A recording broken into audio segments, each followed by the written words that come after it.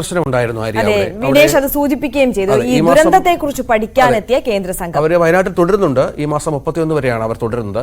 ഈ സംഘം നൽകുന്ന റിപ്പോർട്ട് അനുസരിച്ചാകും കേന്ദ്ര സഹായം ലഭ്യമാകുക എന്നുള്ളതാണ്. കാരണം ഇതിനൊക്കെ ഓരോ മാനദണ്ഡങ്ങളുണ്ട്. ഇത്തരത്തിലുള്ള ഇതാണ് പ്രധാനമന്ത്രി കാണുന്നത് കുറച്ചും കൂടി പോസിറ്റീവ് ആകുമെന്ന് കരുതാം. അപ്പോൾ അതിനൊപ്പം ഈ സംഘത്തിന്റെ റിപ്പോർട്ട് വളരെ പ്രധാനമാണ്. ഈ റിപ്പോർട്ട് അനുസരിച്ചാണ് എത്ര സഹായം വയനാടിന് വേണമെന്ന കാര്യത്തിൽ തീരുമാനമെടുക്കുക. അതനുസരിച്ചുള്ള സഹായം വയനാട് ലഭ്യമാവുകയും ചെയ്യും. ആ വാർത്തയിലേക്ക് 17 വകുപ്പുകളിൽ നിന്നുള്ള ഉന്നത ഉദ്യോഗസ്ഥരടങ്ങുന്ന കേന്ദ്ര സംഘം ഉരുൾപൊട്ടലുണ്ടായ പ്രദേശങ്ങൾ സന്ദർശിച്ചിരുന്നു.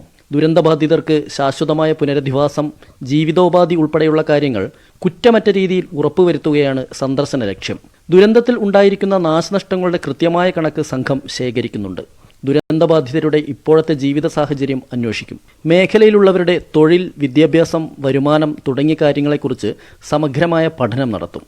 സംഘം നൽകുന്ന റിപ്പോർട്ടിന്റെ അടിസ്ഥാനത്തിലാവും കേന്ദ്ര സഹായം ലഭ്യമാവുക. ഞങ്ങൾ ആവശ്യപ്പെട്ടതല്ല നിർദ്ദേശിച്ചത് ഈ മാനദണ്ഡങ്ങളിൽ പിടിച്ചു നിൽക്കാതെ യഥാർത്ഥത്തിൽ എത്ര നഷ്ടമുണ്ടായോ ആ നഷ്ടം കണക്കാക്കുന്ന ഒരു മെക്കാനിസത്തിലേക്ക് പോകണമെന്ന് അവരോട് അഭ്യർത്ഥിച്ചിട്ടുണ്ട്.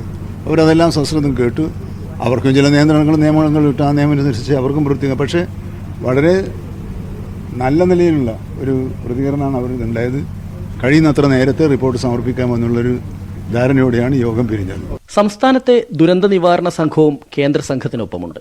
ഉരുൾപൊട്ടലിന്റെ വ്യാപ്തി കേന്ദ്ര സംഘത്തിന് ബോധ്യമായ സാഹചര്യത്തിൽ ആവശ്യമായ ധനസഹായം ലഭ്യമാകുമെന്ന പ്രതീക്ഷയിലാണ് കേരളം.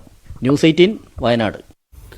ഈ കോഴിക്കോട്ടെ വിലങ്ങാട്ട് നേരത്തെ നമ്മൾ ഈ വയനാട് ദുരന്തത്തിന് തൊട്ട് മുൻപ് ഈ വിലങ്ങാടുണ്ടായ വലിയ ഉരുൾപൊട്ടൽ അത് വാർത്തയായിരുന്നു. പക്ഷേ വയനാട്ടിലെ ദുരന്തം വലിയ ദുരന്തത്തിലേക്ക് കടന്നതുകൊണ്ടാണ്